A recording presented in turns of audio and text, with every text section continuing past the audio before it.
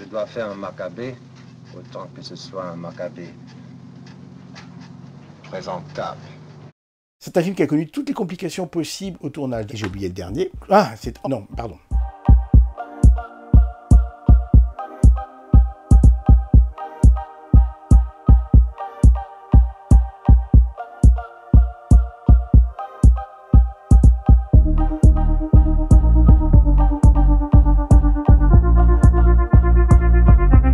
1953, la folie Brigitte Bardot enflamme la Croisette, elle est partout, tout le monde cherche à imiter ses robes, ses coiffures, et cette liberté sexuelle et de ton qui est la sienne, effectivement, on floresse sur le tapis rouge. Tapis rouge pour lequel Picasso obtient une dérogation exceptionnelle. Vous savez que normalement, vous ne montez les marches rouges qu'avec un horrible costume pingouin et un nœud papillon, et bien lui obtient une dérogation pour pouvoir monter avec une veste en mouton. Je suis pas sûr qu'en termes d'élégance on y gagne beaucoup, mais en tout cas voilà, le peintre Picasso a le droit de monter comme il le veut les marches.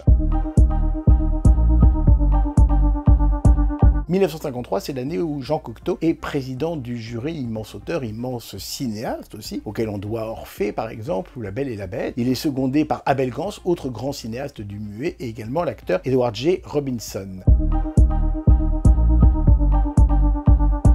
Il faut se souvenir d'une époque où il n'y avait pas de comité de sélection et où chaque pays envoyait en fait les films dont il avait la certitude qu'il pourrait concourir pour la Palme d'Or et qu'il aurait assez de qualité cinématographique pour s'imposer. Ce qui signifie que cette année-là, la compétition compte 35 films. On se plaint aujourd'hui d'en voir 20 ou 21 pendant les 15 jours du festival. 35, fallait quand même se les fader. Il y a du très beau linge, en tout cas en termes de metteur en scène, puisqu'il y a Louise Buñuel qui est présent à son film Tourment. Il y a également John Ford avec Le Soleil brille pour tout le monde, Les Vacances de Monsieur Hulot de l'immense Jacques Tati et Station Terminus de Vittorio De Sica. Qui va gagner la Palme d'Or cette année-là? Eh bien, un cumulard, on est obligé de le dire, puisque quelques mois plus tôt, il a remporté l'Ours d'Or, déjà pour le même film, c'est Henri-Georges Clouzot, avec Le Salaire de la peur. Mais il ne vient pas pour rien à nouveau à Cannes, puisqu'il remporte non seulement la Palme d'Or, mais également un prix d'interprétation pour Charles Vanel. Alors, changement de registre, en tout cas pour ce réalisateur qu'on a découvert avec L'Assassin habite au 21, Le Corbeau ou encore Quai des Orfèvres, donc plutôt habitué à des polars un peu glauques, un peu en huis clos, assez politiques. Le Corbeau lui a valu quand même quelques franches des amitiés à la sortie de la guerre.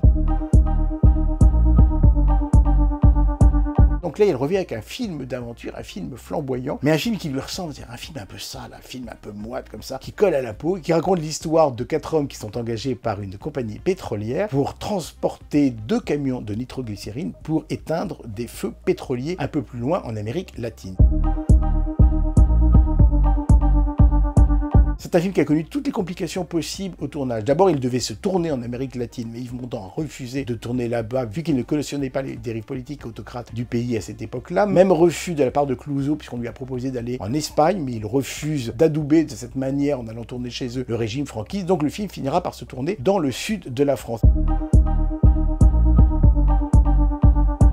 Mais ça n'est là que le début des problèmes de Clouzot. Le film commence par 2 noyades de militaires censés encadrer le film, et ça va commencer à poser d'énormes problèmes en termes de sécurité et en termes de budget. Vera Clouzot va être accidenté. Clouzot également va se casser la cheville, donc le film n'est qu'une succession comme ça de problèmes.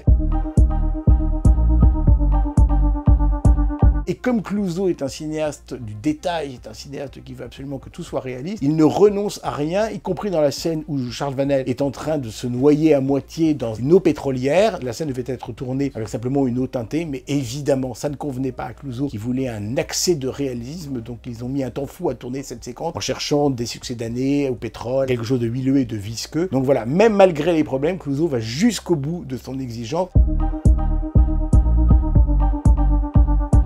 Et il a raison, parce que c'est un film absolument flamboyant et extraordinaire. C'est un grand film d'aventure, mais pas seulement. C'est un film sur la destinée, c'est un film sur les rapports humains, les rapports entre hommes, les personnages de femmes. Celui de Vera Clouzot était peut-être un petit peu sacrifié, mais c'est un film qui lui ressemble. C'est un film qui sent pas bon, c'est un film qui sent la sueur, c'est un film qui sent l'échec. Et c'est effectivement un des plus gros succès de Henri-Georges Clouzot, puisqu'à ce jour, c'est même la Palme d'Or qui détient le record absolu du nombre d'entrées, avec 7 millions d'entrées en France.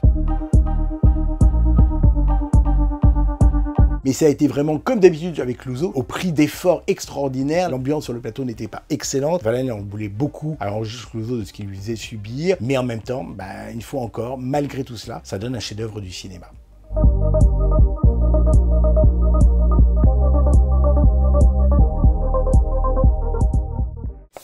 C'est bon.